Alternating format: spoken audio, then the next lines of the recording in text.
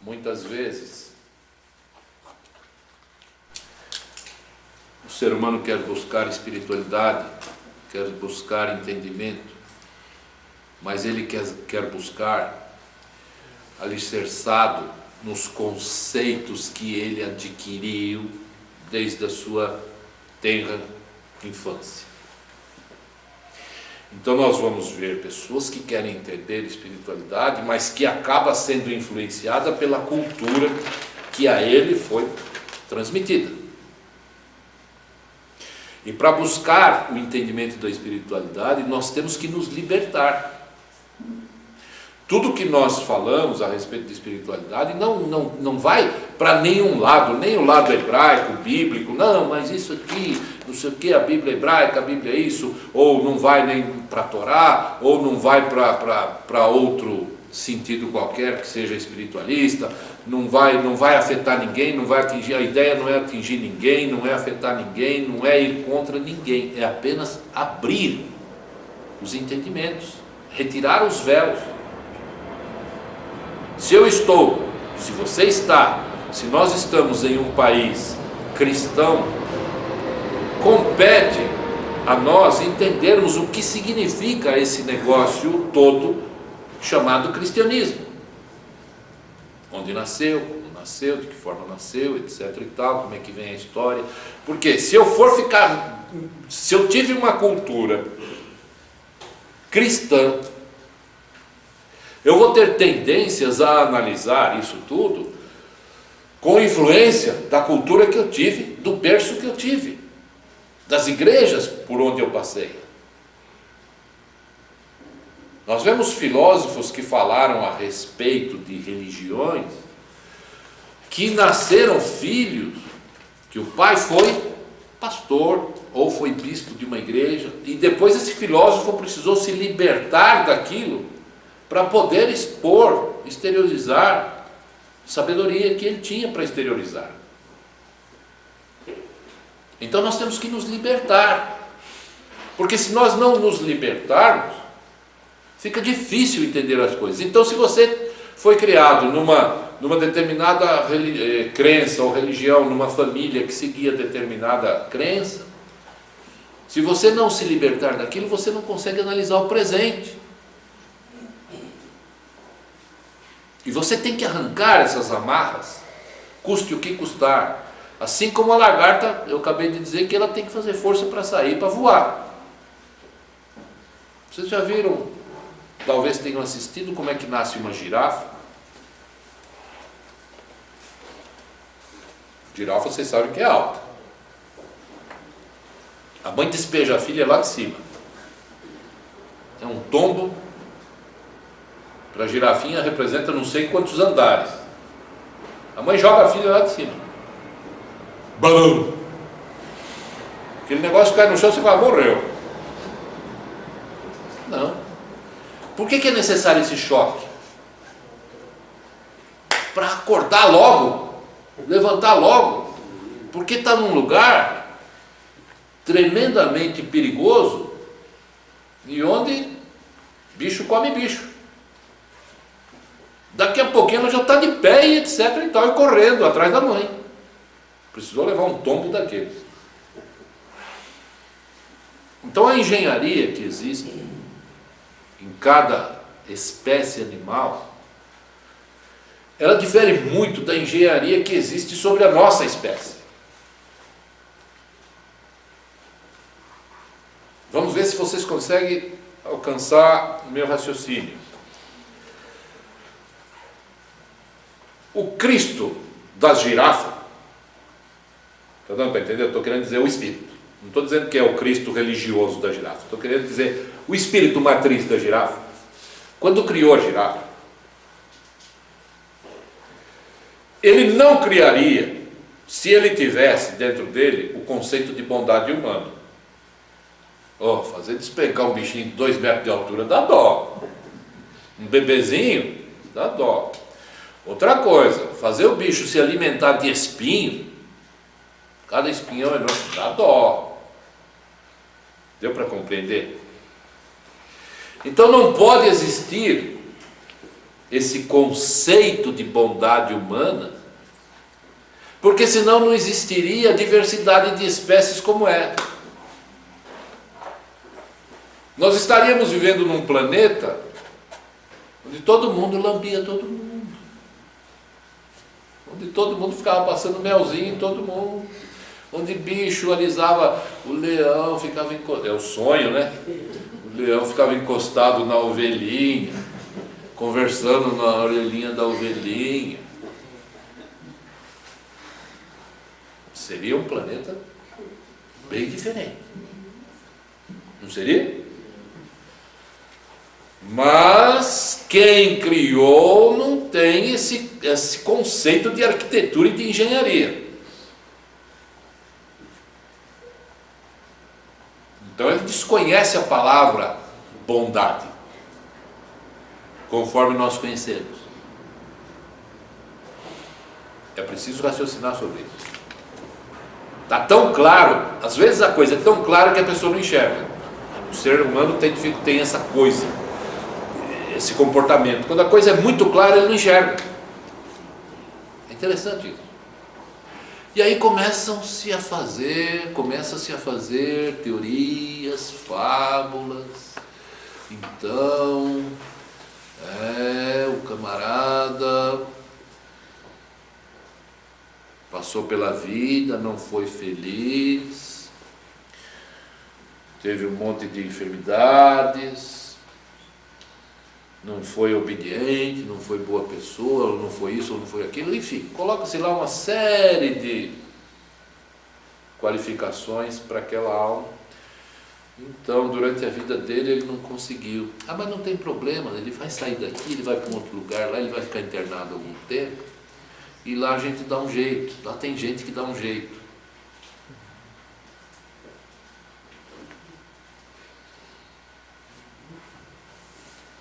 No meu entender, você tem que realizar o que você tem que realizar. Esse negócio de deixar para depois acomoda muita gente. E achar que depois sempre vem cura para os seus defeitos, para os seus erros e para os seus males, também possibilita ao ser humano, muitos, nem todos, mas muitos, se acomodarem. Não é assim. Não pode ser assim. O Espírito não mostra agir dessa forma. O Criador ou os criadores não mostram agir assim. Os criadores não têm essa imagem. Principalmente porque, se nós formos analisar cada espírito criador que criou seu semelhante, sua imagem e semelhança, nós vamos ver seres marinhos que são realmente, para olhar, já dá medo. Então, os espíritos também não têm conceito de beleza, como nós temos. Os criadores, os deuses. E nós temos que abrir os nossos olhos e entender isso. Nós temos que deixar de ver o homem como o centro de tudo, único, tremendo, fantástico, etc. e tal, como somente o espírito do homem, que pôs nele uma inteligência, um raciocínio, sendo o único que vale a pena e o resto vale nada. Espírito criador é espírito criador. A engenharia que tem para criar determinados insetos, muitas vezes, ou determinados animais, parece ser muito mais profunda do que a que foi usada para criar ser humano.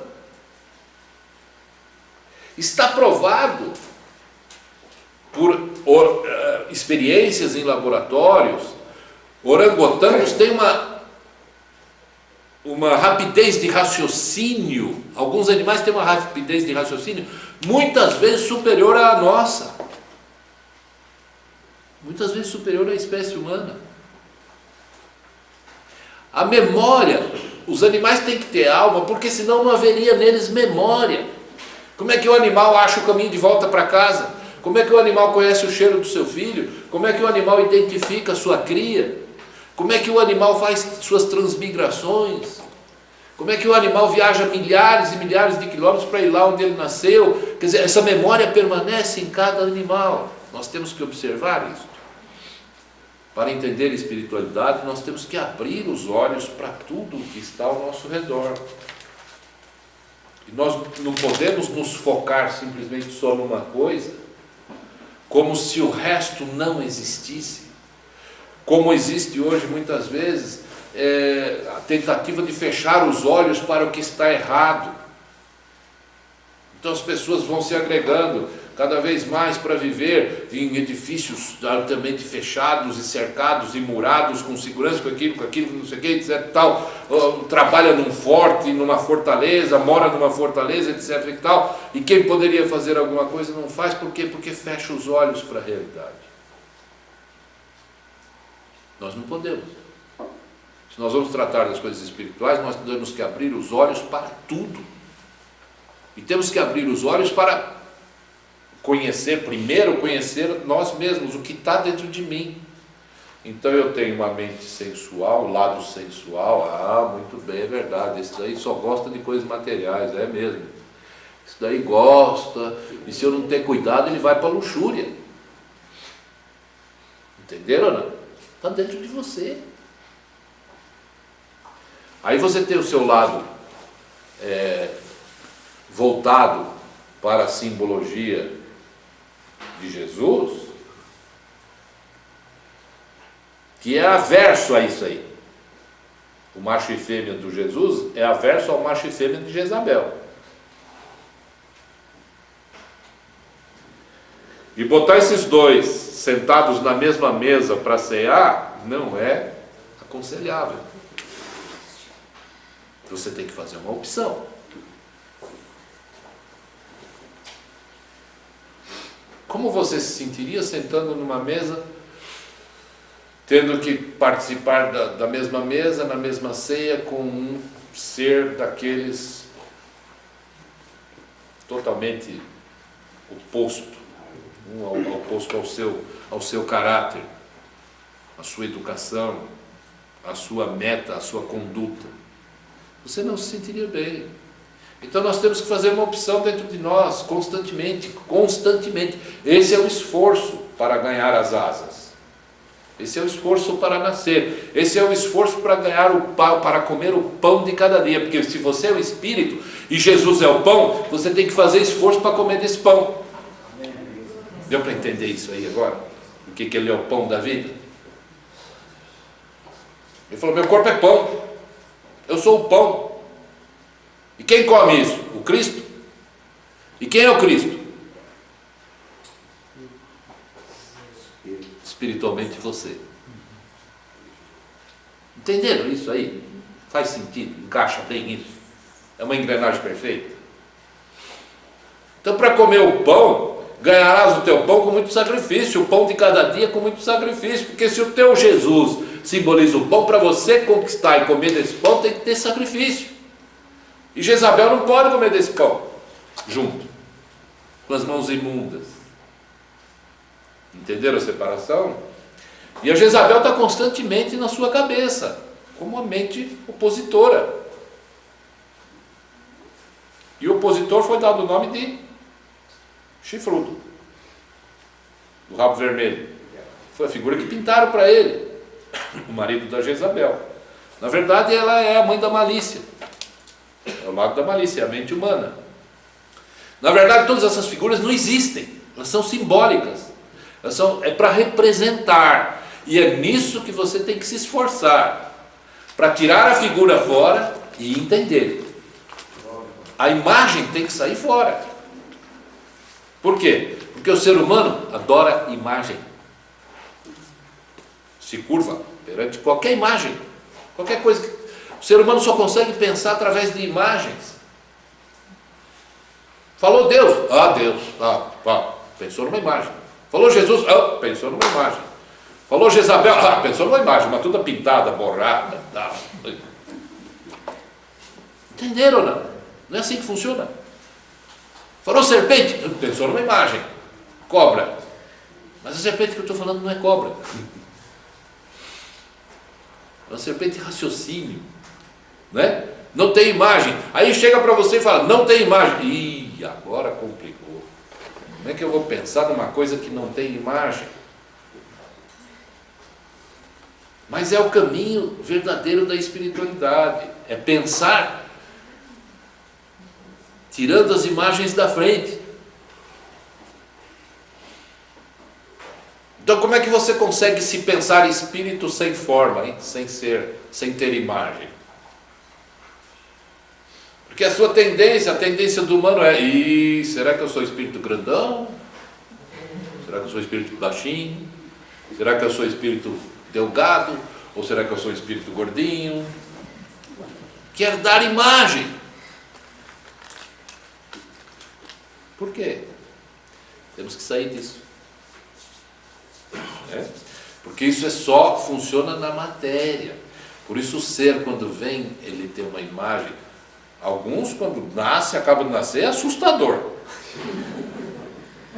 Depois modifica um pouco. Aí vai passando o tempo, vai ficando mais bonitinho.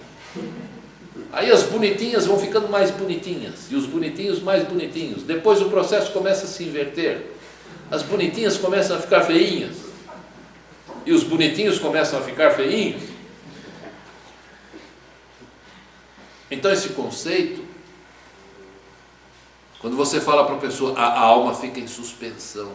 A tua alma fica em suspensão para sofrer novamente, esperando sofrer a nova oportunidade de outro encarne. Aí o camarada fica pensando, puxa, mas como é que é a minha alma, hein? A necessidade da imagem. E aí é que eu falo para vocês, bom, então a alma saiu, muito bem, saiu da terra, muito bem. Aí ela vai para um hospital, vai. Com que corpo? Gordinho, magrinho, altinho, baixinho, clarinho, escurinho. Com doenças, com as enfermidades, com algumas dilacerantes e outras dilaceradas. E aí vai com um corpo. Vai para o astral com um corpo. Para tratar como se fosse um físico. Não há nenhum choque aí, não? Não tem nenhum choque aí, não?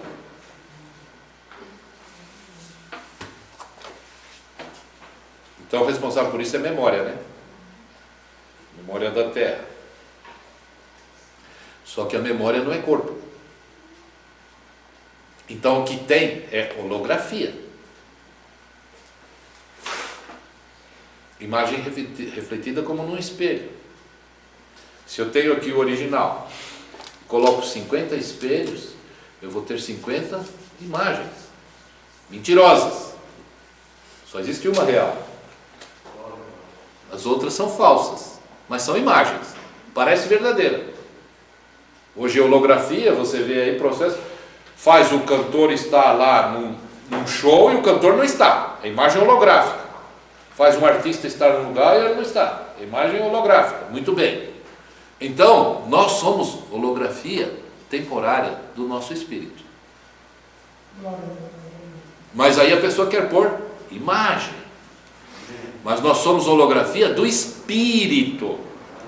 E o espírito não tem figura. Porque senão em cada encarnação, um seria cópia xerox do outro. Tudo igualzinho. Em cada encarnação que eu venho igual. Mesmo peso, mesma altura, mesmo... Não saí do mesmo pai. Mas como é em cima e embaixo, macrocosmo e microcosmo, então é mostrado que um pai tem um monte de filhos, mas cada um são diferentes. Por quê? Porque são todos mortais e ilusão, temporários. Nenhum é cópia real do original. Gêmeos são parecidos. Diz-se de gêmeos idênticos, mas tem diferenças. Se não é externa, é interna. E se não é externa nem interna, fisicamente falando, tem no pensar, tem na alma. É isso? Então reflitamos. Se estamos numa escola buscando a sabedoria, nós temos que tirar todos os conceitos que estão alicerçados em doutrinas que carregam as aparências, que querem perpetuar aparências. Por quê? Ah, eu fui lá e vi meu pai. Quando eu morri, eu vi meu pai. Ah, tá. Como é que você conheceu? Ah, porque era meu pai. Como ele estava mais novo, mais velho, não estava do mesmo jeito. Estava bem, estava bonito. Aparências. Isso está apenas na memória de alma. Isso não pode ser real, é holográfico. Entenderam ou não? Está dando para refletir sobre isso?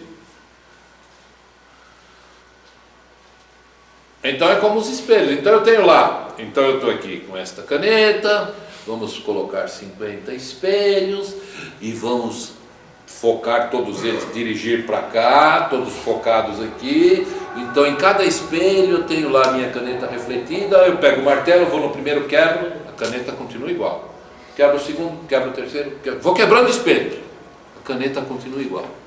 Quebrei todos os espelhos, a caneta continua igual, a mesma. Porque eles eram ilusão. Aí você pega os livros bíblicos e lê que aqui é mundo de ilusão. E se aqui é mundo de ilusão, é holográfico, é espelhado. Entenderam isso? Então, temporariamente, eu estou vestindo uma roupa de ilusão. Estou usando um corpo de ilusão, que se transforma a cada instante, a cada segundo, esse corpo se transforma. Mas a minha alma continua a mesma. E essa alma, ao deixar esse corpo, numa próxima etapa ela vai entrar no outro corpo, ela não vai ter as características desse. Às vezes, eventualmente, uma cicatriz, ou isso ou aquilo de um acidente, é transmitido pelo que a gente sabe. Mas as lembranças todas se apagam já nos primeiros anos, nas crianças, apenas para dar uma ideia de que existe uma confirmação, não uma ideia, para confirmar que realmente reencarnação existe. Mas certos conceitos de reencarnação, que tratam sobre reencarnação, precisam ser revistos. Não estão certos. Não é mais a mesma forma de se entender, de se interpretar do que era há tantos e tantos e tantos anos, ou centenas de anos atrás. É preciso rever. Assim como você não tem a mesma cultura que tinha uma pessoa de 50, de 100 anos atrás. Os conhecimentos são outros. Assim como a gente percebe que não adianta mais ficar estudando nos bancos escolares história. O camarada fica estudando certas coisas, história, geografia, isso, aquilo, não sei o quê. Depois ele vai arrumar emprego, não usa nada daquilo. Ele fala, por que eu estudei tanto aquilo, se eu não uso nada? Se eu não utilizo nada do que eu estudei? Entenderam ou não? Então a cultura, a maior cultura é a da prática, a da realidade.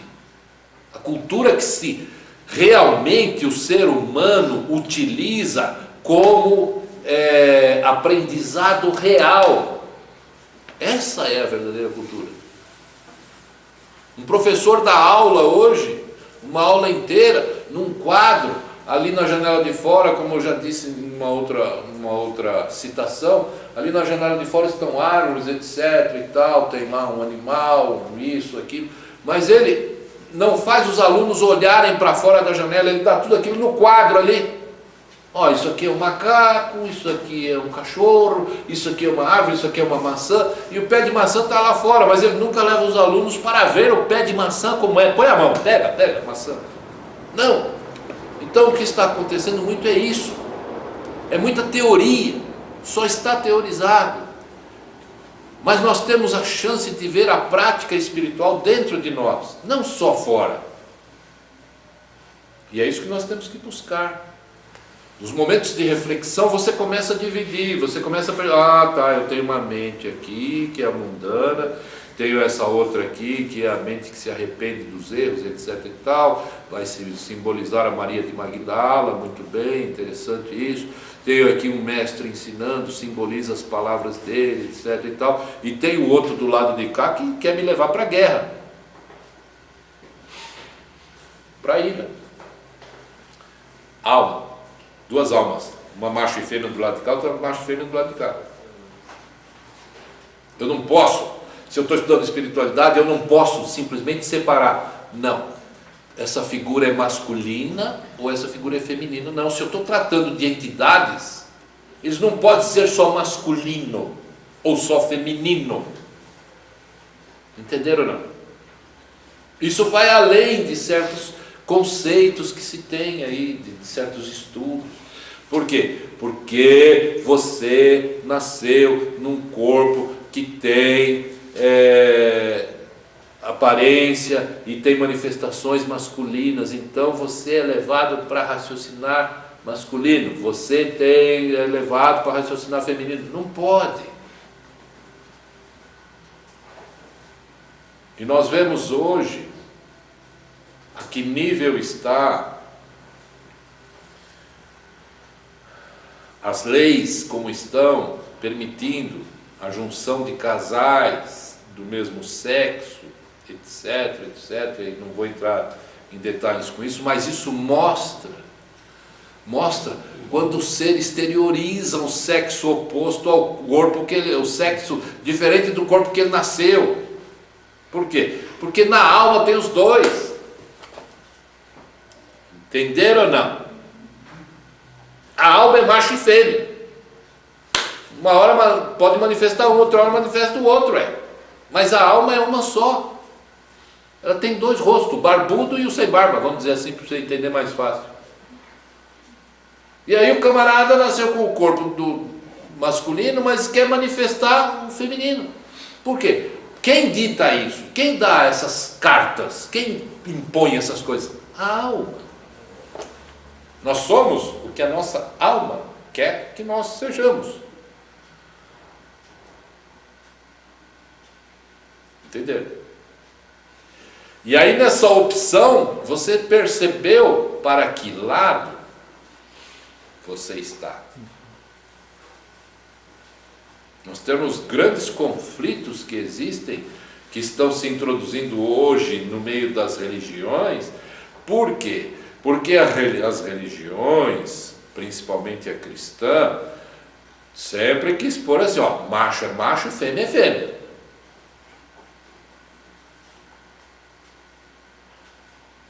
Quando a manifestação é do macho masculino, vou falar isso agora como alma. Na alma, quando a manifestação é masculina, ela representa o mestre ensinando. Quando a manifestação está voltada para o mundo, ele vai representar a mulher, o corpo dos desejos, da vaidade. Entenderam ou não? Entenderam o que eu falei? Vou repetir.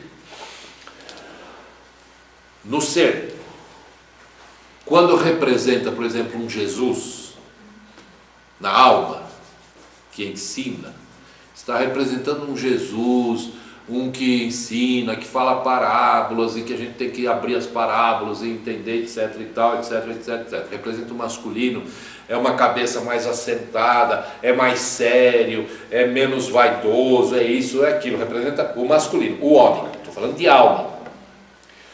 Quando está na pessoa a vaidade, a sensualidade, a promiscuidade, a alma está exteriorizando o feminino e não o masculino que está na predominância. Entenderam ou não? Entendeu agora? Então a predominância masculina de alma é macho e fêmea, certo? A predominância masculina, a alma estará mais voltada para coisas mais sérias, para a busca, etc e tal. Quando a predominância é mais para o mundo, é o lado feminino da alma que está mais manifesto. Entendeu? As vaidades do mundo se manifestam mais no lado feminino da alma do que no lado masculino da alma. É só olhar para as pessoas e o que está acontecendo, e como as pessoas têm problemas com sexualidade, aí que vocês vão perceber. Entendeu? Vocês vão encontrar enormes provas disso analisando o comportamento dos humanos. Não é nem um pouco problemático entender isso claramente. Então, os conceitos sobre espiritualidade, nós que falamos da irmandade da igreja imperecível, nós não estamos falando de uma igreja física. Quando nós falamos das 3 colunas em pé, nós queremos dizer, para levantar a primeira coluna, que simboliza Cristo, levantar as outras 2, do macho e da fêmea, da alma. Então vão ficar 3 colunas. Entenderam? Vai representar o lado masculino e o lado feminino da alma, e a outra coluna que é Cristo. Então ficaria 3 colunas representando 3 Is: irmandade da igreja imperecível. O que representa isso? Aqueles que conseguem voltar para a luz, voltar para a vida eternal e não a vida temporária. Esse é o símbolo das 3 colunas da irmandade da igreja imperecível, e não um grupo de pessoas que se reúne num prédio com uma etiqueta na frente, com uma coisa escrita. Não há igreja para a irmandade da igreja imperecível, não há local físico determinado. Entenderam? Pode se encontrar aqui ou ali, ou no Japão, ou na China, não sei, em qualquer lugar. Mas quando as pessoas pertencem a essa irmandade, a cabeça é outra. Eu espero que eu tenha sido claro o suficiente. Volto a dizer, o livro Choveu Deus, que aborda rapidamente sobre a chuva dos deuses e a formação dos seres, foi escrito em poucas páginas para ser lido também rapidamente e não ser cansativo, porque não dá esses tratados enormes para dizer que o azul é azul. Eu acho que já não é mais tempo disso. O que você pode dizer com uma palavra não precisa dizer com 100. Então eu parto desse princípio. Está lá no Books, entre, mesmo tendo lido no e-mail de vocês que eu mandei o livro, entrem no Books, está de graça, não está sendo cobrado nada, entrem e leiam. Prestigiem o trabalho que a gente faz.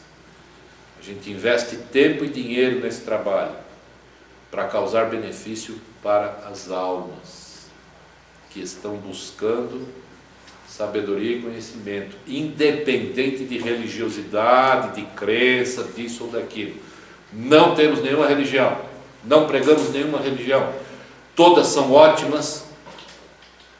Façam um bom proveito das religiões que todos estão, os que vão assistir esse vídeo, façam um bom proveito, mas se quer estudar espiritualidade, tem que se libertar.